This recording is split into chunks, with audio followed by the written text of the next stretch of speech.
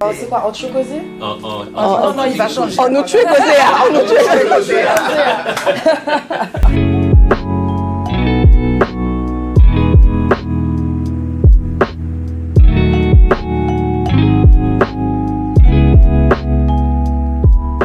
Bonjour, je m'appelle Megan Buzz, j'ai 23 ans et je suis animatrice présentatrice. Bonjour, je suis Kathleen Bilascopette, j'ai 44 ans, je suis journaliste et rédactrice en chef de RCI Martinique.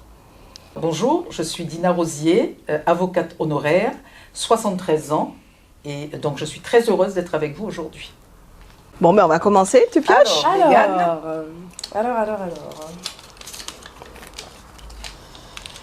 Alors, comment décririez-vous la femme martiniquaise en 2024? Alors, selon moi, la femme martiniquaise en 2024, c'est la femme potomitan, mais aussi, je me détache aussi de cette image-là de la femme potomitan. Aussi, c'est la femme qui peut fondre en larmes, c'est la femme qui peut relever tout un foyer, c'est la femme qui peut aussi, si elle ne va pas bien, que tout le foyer s'effondre. La femme martiniquaise, c'est ma maman, c'est ma tati, c'est ma mamie, c'est mes grands-mères, c'est ma sœur. La femme martiniquaise, c'est celle qui nous entoure, celle qui m'entoure au quotidien, celle qui m'inspire. Et c'est celle que je veux être au final plus tard, celle qui va inspirer les futures générations à venir. Je pense pour moi, si je dois faire une petite définition de la femme martiniquaise. Alors moi je dirais que la femme martiniquaise aujourd'hui c'est nous trois. Donc déjà c'est un très beau métissage. C'est une femme qui est belle. Alors bon, on va peut-être trouver ça futile, mais moi je suis toujours vraiment fascinée par la beauté de nos femmes. Alors parce que vraiment on a des types de femmes tellement divers et il n'y a qu'à nous voir toutes les trois déjà. Et la femme martiniquaise, c'est tout ce mélange, c'est tout ce mélange, ce carrefour des cultures, le tout monde si on veut. Donc pour moi, la femme martiniquaise, c'est vraiment une femme qui est dans le monde, ancrée dans le monde, riche de tous ses héritages. Et ça, c'est vraiment une force qu'on a et où qu'on aille dans le monde.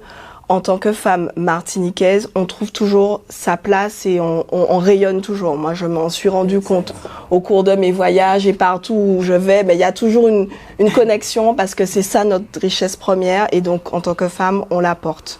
Voilà. Oui, alors je crois que vous avez donné une superbe définition. Moi, je dirais que la femme martiniquaise, pour moi, elle est lumière, elle est force. Elle est, tu as parlé de potomitan, moi je ne dirais plus ça comme ça aujourd'hui.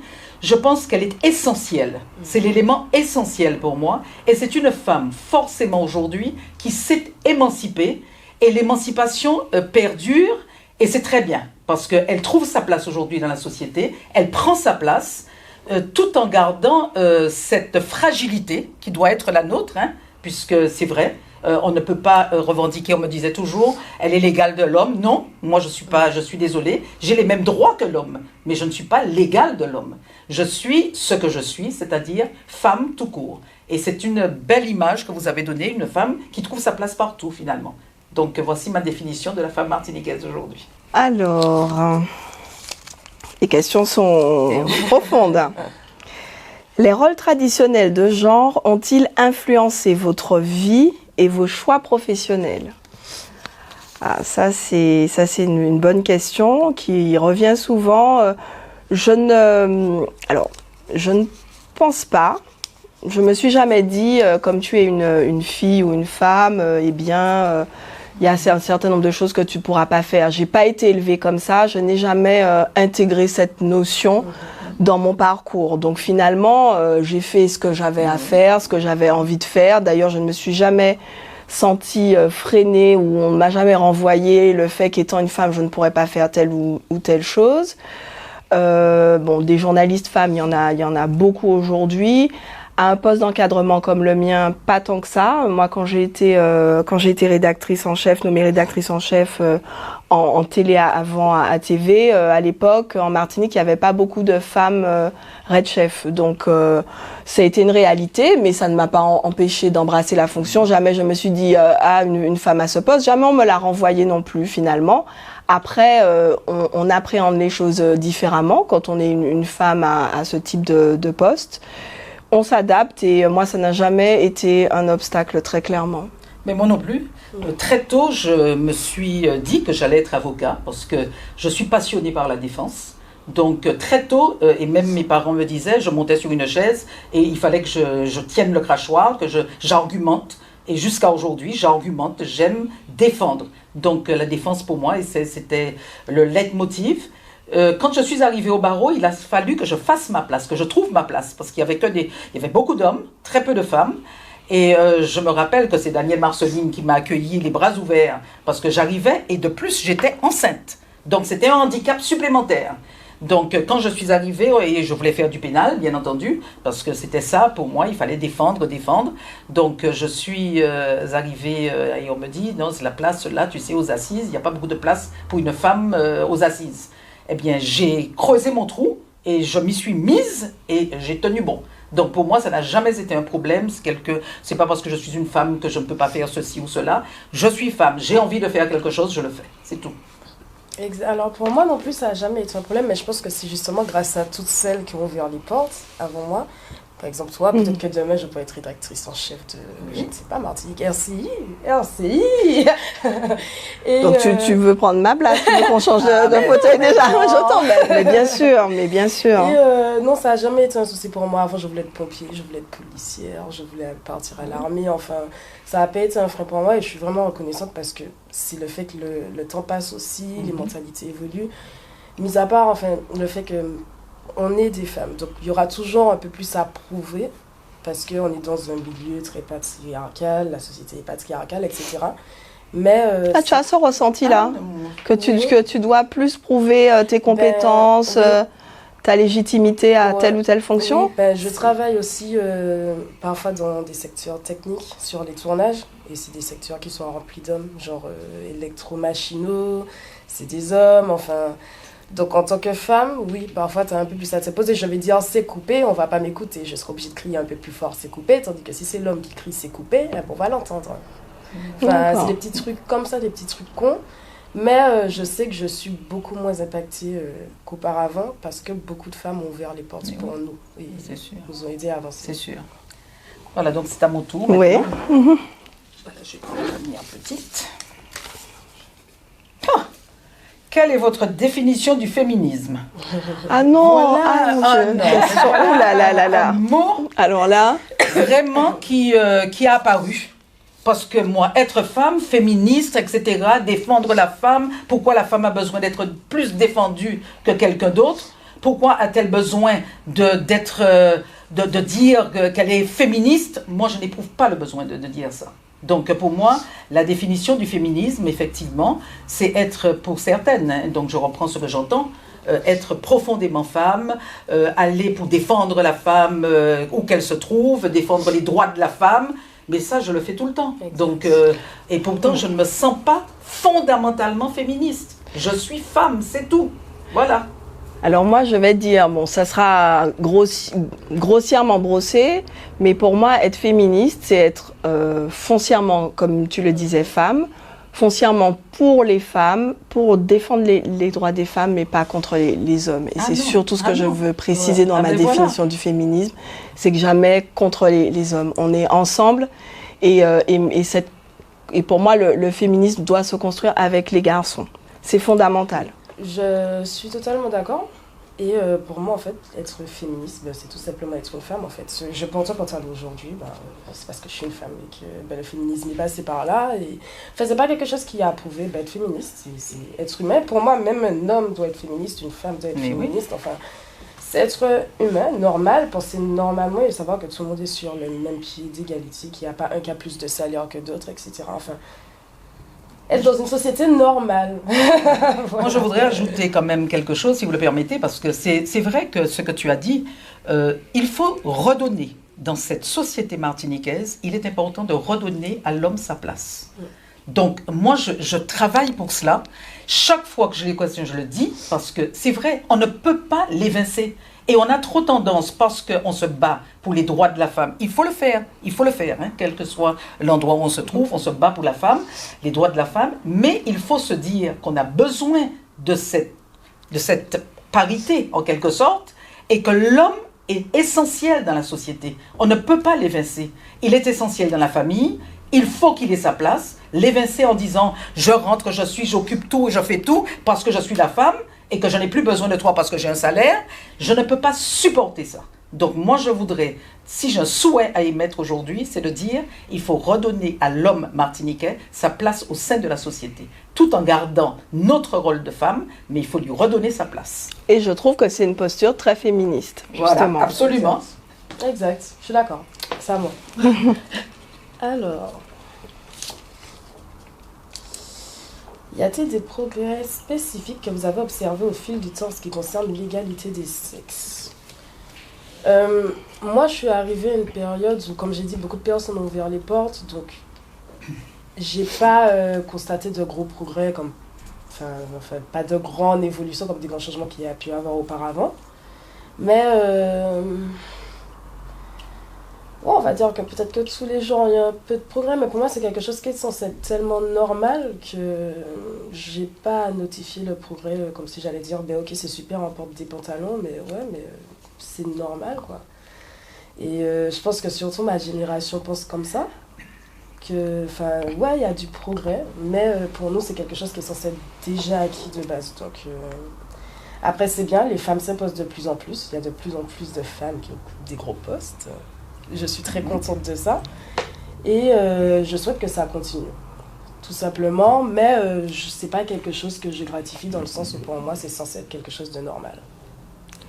Alors moi j'ai une anecdote qui me vient, je discute avec ma fille, on discute des relations filles-garçons où elle m'explique par exemple en termes de premier pas vers un garçon, les échanges qui démarrent en premier, qui invitent, on parlait même de danser, qui invite, et pour elle il y avait vraiment pas de sujet de savoir ça doit être le garçon d'abord et en tant que fille tu dois attendre que le garçon te fasse signe. Mais avec un naturel, elle m'expliquait, mais pourquoi maman? Parce que je lui disais, ah non, attends quand même, pourquoi c'est toi qui vas vers le gars? Pourquoi c'est toi qui vas l'inviter à danser? Attends. Et elle me dit, mais pourquoi? Mais pourquoi? De manière vraiment très, très, très ingénue. Pourquoi maman? Et je savais pas lui expliquer exactement pourquoi. J'avais envie de lui dire, mais parce que c'est comme ça. En fait, c'est les garçons qui font le premier pas.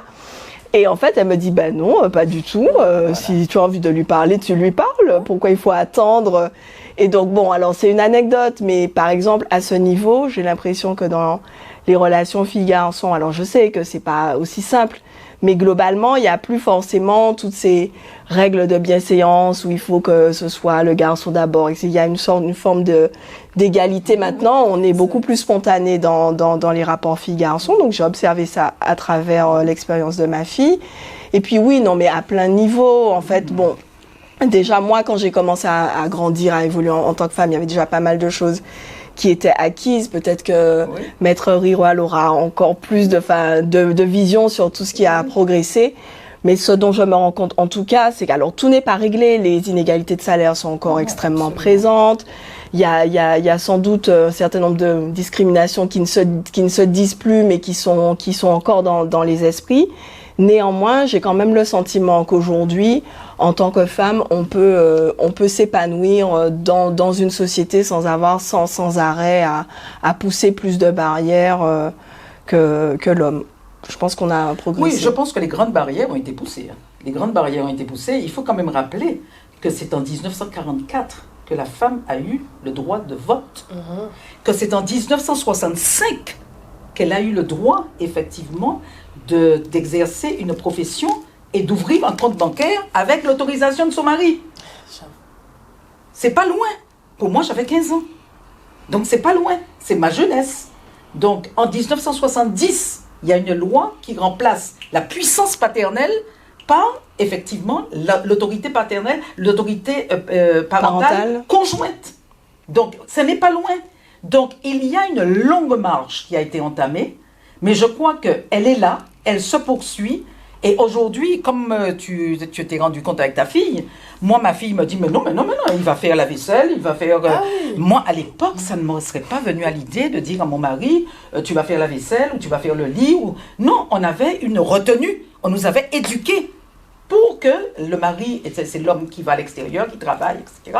Ce n'est plus le cas aujourd'hui. On partage certaines choses et l'homme, c'est pour ça que je dis qu'il faut que la femme martiniquaise, parce que l'un ne va pas sans l'autre, il faut que la femme martiniquaise donne sa place à l'homme et que l'homme martiniquais, parce que quelquefois j'entends ça autour de moi, il me dit, mais j'ai l'impression d'être castré. Je ne peux pas tenir le bébé parce que je ne saurais pas le tenir, je ne saurais pas faire ceci parce que je ne... Mais ce n'est pas ça. Aujourd'hui, il faut que l'homme prenne aussi sa place et qu'on lui reconnaisse sa place. Et c'est ça, être femme. C'est toute la beauté de la féminité. Donc, être féministe aussi, comme on disait tout à l'heure, c'est ça aussi. Vous voyez, donc il y a une longue marche qui a été entreprise, mais là, je pense que les progrès sont là et la femme aujourd'hui en Martinique peut se dire, bon, elle est complètement libérée hein, quand on regarde bien. Mais je suis complètement libérée. La femme, il n'y a plus de retenue. La femme qui ne veut pas faire à manger le soir, elle passe au snack. Je ne dirai pas de nom. Au snack, et puis elle achète, elle rentre avec le McDo. Ça, je peux dire parce que c'est international. McDo, etc.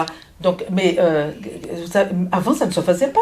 La femme récupérait les enfants en classe et puis devait rentrer faire le repas. Aujourd'hui, allez dire ça à ma fille ou à votre fille, allez le lui dire. Ouais, aujourd'hui, moi, si je rentre du travail de ça, ben, ça peut être l'homme qui a fait à manger. Mais bien sûr, et c'est normal. C'est normal, c'est la normalité. C'est normal. Donc la femme, effectivement, il y a une belle place qu'elle occupe et je crois qu'il faut surtout qu'elle se montre digne de cette place. Voilà, digne de cette place.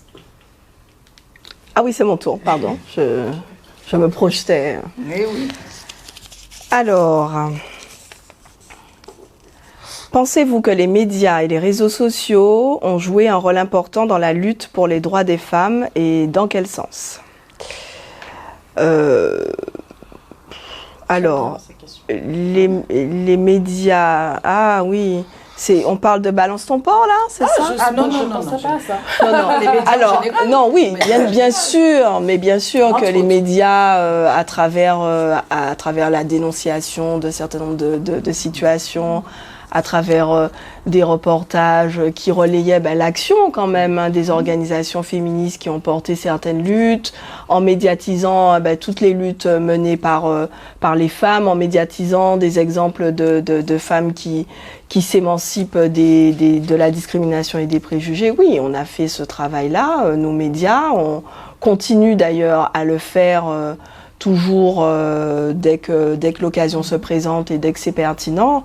Oui, on a un rôle à jouer, les médias, en fait. Je me pose du coup en tant qu'acteur de médias, mais les médias ont joué leur rôle et doivent continuer à jouer leur rôle pour véhiculer un certain nombre de valeurs et relayer l'image d'une société en marche et aussi dénoncer parfois certaines discriminations quand elles existent. Je suis totalement d'accord. Et pour moi, c'est très, très, très important les médias parce que je pense que tout humain, on fonctionne beaucoup par unité, même si on n'essaie pas en fait, de se déplacer de manière solitaire, mais on fonctionne beaucoup par unité et par compassion. Et donc, du coup, les réseaux sociaux ont permis à certaines femmes de s'exprimer, de montrer leur situation à d'autres femmes et que l'on puisse un peu toutes se reconnaître à travers différentes situations qui ont été exposées sur les réseaux. Et pour moi, c'est vraiment l'un des moteurs les plus exponentiels, les plus rapides de faire bouger les choses. Ça va tellement vite, les réseaux sociaux, Avec des garde-fous, de mon point de vue quand même, avec des garde-fous, mais bon, je t'ai coupé, c'est ça. Oui, ça va tellement vite. Après, ça a ses points négatifs et ses points positifs aussi. Mais pour moi, ça joue, et surtout les médias qui se mettent sur les réseaux sociaux pour relier l'information aussi, ça fait avancer la lutte encore plus vite qu'elle n'aurait pu aller, je trouve. Je suis d'accord, mais seulement, et tu l'as dit, il faut des garde-fous. Moi, je pense que les médias jouent un rôle essentiel. Ça a permis à la parole de se libérer. On a en tête toutes sortes d'histoires et on ne va pas en parler ici aujourd'hui, je pense. Mais il faut qu'il y ait des garde-fous. Et il faut que les médias aient une éthique, qu'il y ait un respect de certaines valeurs, parce que moi j'ai été profondément choquée d'entendre certaines choses sur les médias, notamment en ce qui concerne cette parole qui s'est libérée, et que j'entendais notamment une journaliste dire, en parlant de plaintes qui avaient été déposées, on présentait d'ores et déjà, alors que l'instruction commençait, on présentait la chose comme, on disait qu'elles étaient victimes. Non, elles sont plaignantes. elles ne sont pas victimes, on ne sait pas encore. C'est le judiciaire qui est saisi qui donnera la qualité de victime. Mais quand on dit que quelqu'un a déposé une plainte, on ne peut pas d'emblée dire que la personne, parce qu'à côté de ça, vous avez, en parallèle, vous avez la présomption d'innocence. Donc moi, je veux que, effectivement, je reconnais que les médias jouent un rôle très important, mais ce que j'aurais souhaité, que ces médias respectent quand même certaines valeurs et que ces médias aient une certaine éthique. Sinon, une éthique certaine. Avocate, hein, on peut... Es-tu le game, là, tout de suite? Je ne suis pas, je reconnais votre place. Oui, non. Je reconnais votre place. Alors, quel regard portez-vous sur l'évolution de la place de la femme dans la société martiniquaise au fil des générations? Bon, on y a répondu. On y a répondu, je trouve. Je pense qu'on va passer à autre chose. Oui. Quels sont certains des stéréotypes de genre les plus persistants que vous avez rencontrés et comment pensez-vous qu'ils ont évolué au fil du temps? Mais ça aussi, je crois qu'on a...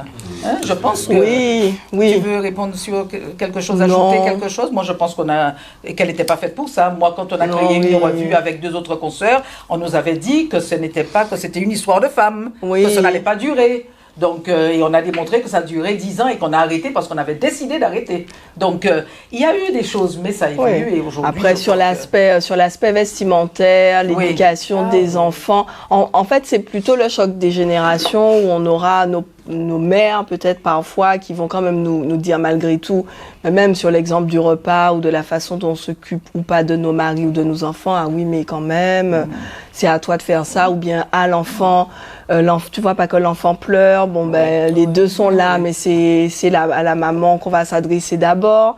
L'habillement aussi, hein, c'est un peu court, pourquoi ton vêtement aussi décolleté, c'est très court, tu es dénudé, c'est pas bien, etc. Ça peut encore être en filigrane présent, mais ça a beaucoup changé. Alors, quels sont les obstacles persistants que vous constatez encore pour l'égalité des sexes dans la société actuelle? Les obstacles, je sais pas en fait. Je me répète beaucoup, mais je considère qu'il y a tellement de barrières qui ont déjà été cassées avec des obstacles beaucoup plus gros que j'ai pas l'impression en tout cas qu'on ne puisse pas continuer à faire le chemin. Je pense qu'on peut continuer le chemin que vous avez commencé, enfin que les personnes avant moi ont commencé.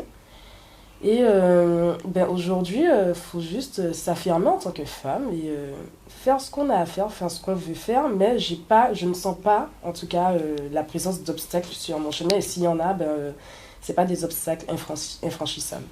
Donc voilà, j'ai pu avoir des discussions avec des filles qui me disaient, moi j'ai quand même toujours peur de marcher seule dans la rue ou tard le soir parce que je pourrais me faire agresser, des choses comme ça. Donc il y a peut-être encore une prédation sur la femme qui est présente, mais l'est-elle que pour la femme ou est-ce qu'un garçon aussi pourrait se faire agresser? Bon, alors voilà, on va peut-être imaginer que la fille sera plus vulnérable face à ça. C'est un exemple, je pense qu'il y a encore des fragilités, mais globalement, beaucoup d'obstacles ont été levés, ou en tout cas, s'ils existent, ne sont pas infranchissables et peuvent être contournés, sont dénoncés et sont levés, ou la lutte est en marche pour les lever. Non, vas-y, je vais rebondir, mais après. Non, mais vas-y, tu peux rebondir. C'est vrai, j'avais pas pensé à l'aspect, tout ce qui peut être attouchement, etc. Harcèlement de rue. C'est vrai que... Et surtout, non pas surtout aux Antilles, c'est partout dans le monde en vrai. Je sais pas si cet aspect-là est vraiment réglé. Ça se règle petit à petit parce que même nous, à notre niveau, on fait de l'éducation. Je considère que j'éduque même mes amis hommes sur ce qui est le harcèlement, etc. Mais c'est vrai qu'il y a une partie de la population encore qui reste dans ce temps de je peux encore me permettre, par exemple... Il y a des gars qui se disent je peux encore me permettre ça parce que je ne serai pas condamné, tu vois, ou on va me cancel, on va m'ignorer pendant quelques mois, mais après je vais reprendre ma vie, il y a encore des choses à régler, mais de toute façon, comme je dis, les plus grosses briques ont été cassées. Alors moi je voudrais simplement dire, et ça sera, si vous le permettez, ma conclusion, parce que je crois que les obstacles, comme tu disais, il n'y a plus d'obstacles vraiment à mon sens. Il y a, comme tu dis aussi, des choses, des brindilles à balayer. Parce que finalement, l'homme comprend tout doucement que la femme est là et qu'il faut tenir, il faut faire avec elle. Maintenant, ce que je souhaiterais, c'est que la femme reprenne confiance en elle, qu'elle sache que son pouvoir à la femme est en elle. Il ne faut pas qu'elle attende que le pouvoir vienne de quelqu'un d'autre. Et ce pouvoir est en elle. Elle a une force extraordinaire, donc il faut qu'elle puisse s'imposer là où elle doit s'imposer, dans son travail, etc. Et que s'il y a un dérapage, notamment à son travail, harcèlement, etc., qu'elle ait le courage et la force de dire « ça ne se fait pas et je ne vais pas te laisser faire comme ça ». Mais la force, elle est en elle. Et nous avons la force en nous. Mais aussi le regard de l'homme sur la femme. Il faut que ce regard-là change. Et pour que ce regard change, il faut que la femme retrouve sa force. Et je l'ai dit tout à l'heure, mais c'est sa dignité. Une femme qui se respecte, je l'ai lâché, hein, une femme qui se respecte, une femme qui effectivement sait qu'elle existe et qu'elle est importante. Parce que tout de même, mesdames, nous sommes d'accord, nous portons la vie. C'est nous portons la vie, nous donnons naissance à la vie. Donc nous avons une place extraordinaire à occuper, mais si nous n'avons pas ce respect de nous-mêmes, nous ne pouvons pas exiger de l'autre, notamment de l'homme qui nous regarde, qu'il ait ce respect pour nous. Alors, reprenons notre place et trouvons notre force en nous, parce que je suis convaincue que nous l'avons. Très bien. Alors, il faudra dans un prochain débat, on va parler de cette notion de se respecter soi-même. Qu'est-ce que ça implique? Ça veut dire quoi, une femme qui se respecte? Parce que là, encore, finalement, on peut voir qu'il y a des... C'est très vaste. Ouais. Mais le mot respect... En tout cas, qui est en accord avec elle-même et alignée sur les valeurs qu'elle s'est fixées et la manière dont elle avance dans le monde. En ce sens, oui. Parce que quand vous marchez dans la rue et que vous êtes confiante et que vous êtes sûre de ce que vous avez en vous, l'autre le voit. Hein. Il ne faut pas croire qu'il ne le voit pas. Il le voit. Voilà, et c'est important parce qu'on injecte souvent... aux femmes, l'idée, on entend souvent « tu te respectes pas ». Et ça veut dire quoi exactement? Et c'est dans cette phrase-là, il y a tous les préjugés de ce qu'on attend d'une femme qui se respecte et ce que la femme estime être le respect d'elle-même. Absolument. Et donc, une fois que ce décalage... Voilà, ça, c'est un gros débat. C'est valable pour l'homme aussi, sans doute. Sur l'éducation. Ouais, je crois que c'est ça le nœud du problème. Exactement. Voilà. Exactement. Voilà. Eh bien, nous vous remercions. Je pense que le contrat est rempli. Il n'y a que des hommes là en face de nous. Nous n'avons pas les mots.